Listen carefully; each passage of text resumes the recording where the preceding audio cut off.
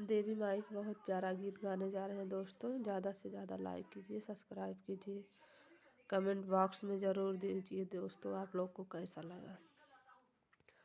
आई बैठी माई बीचे आंगनवा चरणवा दबावई के पड़ी। आई बैठी माई बीचे आंगनवा चरणवा दबावई के पड़ी। अखिया ज चमके माई जई से बिजुलिया। अखिया ज चमके माई जई से बिजुलिया। माथवा में सोहे माई लाला की टुकुलिया। माथवा में सोहेल माई लाला की टुकुलिया।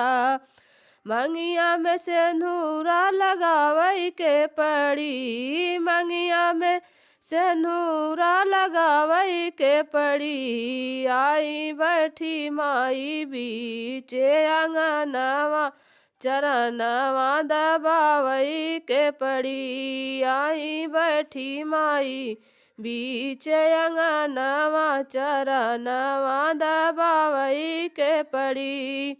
गरवा में चमके माई मोतियन कहरवा। गलवा में चमके माई मोतियन कहरवा। कनवा में लटके माई लारीदार बालवा।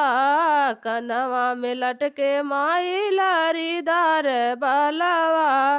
केसिया में गजरा लगावई के पड़ी। केसिया में गजरा लगावई के पड़ी। आई बैठी माई बीचे आंगनवा चरणवा दबावई के पड़ी।